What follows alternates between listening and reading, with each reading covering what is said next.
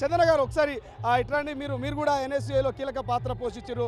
So మీ అధ్యక్షుడికి ఒకసారిగా MLC వరించింది, ఎట్లా చూస్తూ ఉన్నారు, ఏంటి మీ రెస్పాన్స్? చాలా సంతోషంగా ఉన్నాం.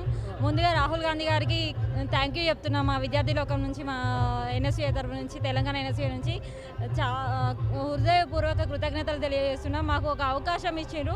మేము ఈ సిస్టంలోకి వచ్చిందే రాహుల్ గాంధీ మీద భరోసాతో, ఆయన తీసుకొచ్చిన సిస్టమేటిక్గా ఉంటుందనే ఉద్దేశంతో మేము కాంగ్రెస్లో జాయిన్ అయినాం.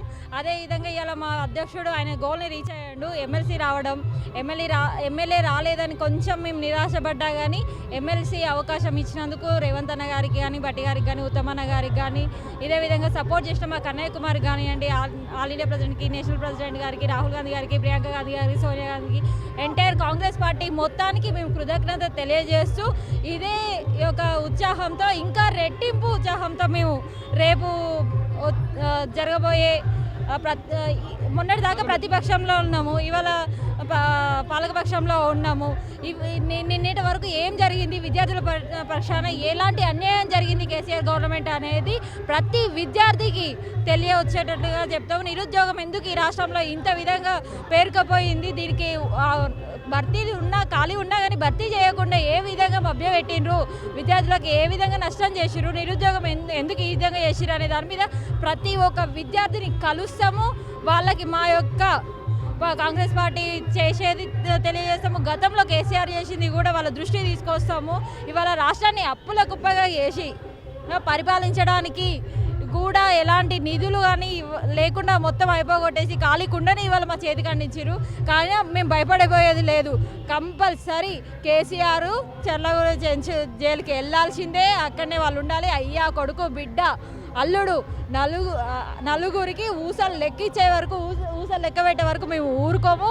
వాళ్ళు చేసిన అవినీతిని అన్నిటినీ ఒక్కొక్కటి బయటికి తీసుకొచ్చి, వాళ్ళు చేసిన ద్రోహాన్ని తెలంగాణ వాళ్ళు తెచ్చింది కాదు, స్వార్థంతో తీసుకొచ్చి తెలంగాణని ఇలా 25 సంవత్సరాలు వెనక్కి నూకేసారు. దాని మీద కంపల్సరీ ప్రతి విద్యార్థికి, ప్రతి ఒక్కరికి అవగాహన కలిగిస్తాం, తెలియజెప్పుతాం, తెలుసుకునే విధంగా కూడా చేస్తాము. అదేవిధంగా మేము ఇచ్చిన 6 పథకాలని కంపల్సరీ అమలు చేస్తాము. ఇవాళకి ప్రజలకి కాంగ్రెస్ మీద నమ్మకం ఉంది, చేస్తుందని నమ్మకంతో ఉన్నారు. వాళ్ళ నమ్మకాన్ని మేము ఎప్పటికీ విశ్వసించబోము. ఏం చెప్తారు? ఇప్పటికే బల్మూరు వెంకట్ రాష్ట్ర ఎన్ఎస్యూ అధ్యక్షుడిగా ఉన్నాడు. సో ఆయన ఎమ్మెల్సీగా ఎన్నికవుతా ఉన్నారు కాబట్టి ఒకవేళ ఆ పదవిలో భవిష్యత్తులో ఎవరిని చూడవచ్చు? ఒక మహిళను చూడబోతున్నామా ఎన్ఎస్యూ స్టేట్ ప్రెసిడెంట్గా, లేకపోతే ఫర్ ఎగ్జాంపుల్ మిమ్మల్ని చూడబోతున్నామా, ఇంకెవరైనా చూడబోతున్నామా అంటే ఏం చెప్తారు? కంపల్సరీ అండి. అధిష్టానము మా నేషనల్ ప్రెసిడెంట్ గారు మా యొక్క ఫైట్ని రాష్ట్ర వ్యాప్తంగా అందరం ఫైట్ చేసినాం ఎన్ఎస్యూఏ కోసము. కేసీఆర్ గవర్నమెంట్ మీద ఎవరి స్థాయి తగ్గట్టు అవినీతిని తీసుకొచ్చినాము, తెలియజేసినాము, గట్టిగానే ఫైట్ చేసినాము. ప్రతి ఒక్కరికి నేను కూడా అడుగుతున్నాను, నా మిత్రులు కూడా అడుగుతున్నారు.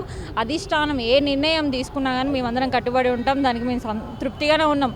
ఎందుకంటే మాకు కూడా రాహుల్ గాంధీ సిస్టంలో ఏదో ఒక అవకాశం కలిగిస్తాడు అనే భరోసా ఇవాళ మాకు కలిగింది, కళ్ళ ముందు కనిపిస్తుంది కదా. సో చందనను భవిష్యత్తులో మేము ఎన్ఎస్యూ స్టేట్ ప్రెసిడెంట్గా చూసే అవకాశం ఉందంట. అయితే అది అధిష్టానం నిర్ణయిస్తుందండి. అధిష్టానం నిర్ణయించిన దానికి నేను కట్టుబడి ఉంటా. కంపల్సరీ నాకు కూడా ఒక అవకాశం కలిగిస్తుంది అని అయితే నేను అనుకుంటున్నాను. రేవంత్ అన్న దృష్టిలో కూడా ఉన్నది. మా ఫైట్ కూడా వాళ్ళు కూడా గుర్తించారు. వాళ్ళ గుర్తింపు, అధిష్టానం సహకారం అన్నీ నా మీద ఉంటాయి. మా రాష్ట్ర కమిటీ అధ్యక్షుల మీద, జిల్లా అధ్యక్షుల మీద, స్టేట్ అధ్యక్షుల మీద అందరి మీద ఉంటాయి. నేషనల్ వాళ్ళు తీసుకున్న నిర్ణయానికి నేను ఎప్పుడూ కట్టుబడి ఉంటాను.